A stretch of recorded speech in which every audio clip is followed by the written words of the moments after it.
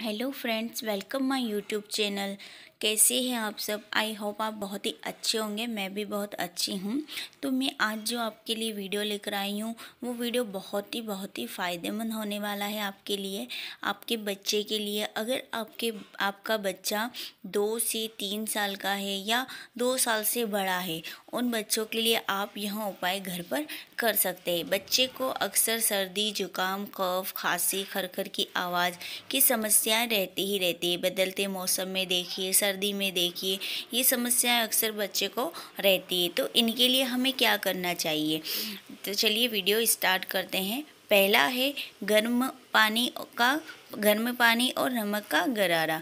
गर्म पानी में नमक मिलाकर गरारा करने से बच्चे की खांसी, सर्दी और जुकाम में राहत मिलती है।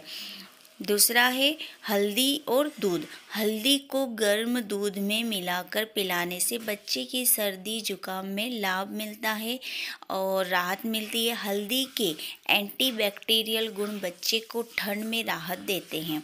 तीसरा है अदरक का रस। अदरक का रस और शहद मिलाकर पिलाने से बच्चे की जो खांसी, सर्दी और जुकाम है उसमें राहत मिलती है। चौथा है गर्म चाय। गर्म चाय में नींबू का रस और शहद मिलाकर पिलाने से बच्चे को राहत मिलती है। पांचवा है धूम्रपान। एक पतली कपूर की धूम बच्चे को सर्दी जुकाम में लाभ मिलता है। धूम्रपान करने से बच्चे की नाक की जमावट खोलती है। छठा है सूखी खांसी के लिए शहद और लहसुन।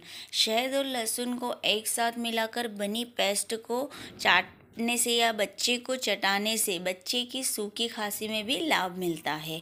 सातवां है पौष्टिक आहार। बच्चे को पौष्टिक आहार देना बहुत महत्वपूर्ण है, जिससे उसका इम्यून सिस्टम मजबूत बना रहे।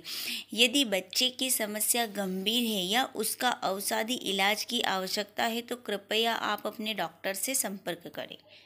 ओके, वीडियो पूरा देखने के लिए थैंक यू।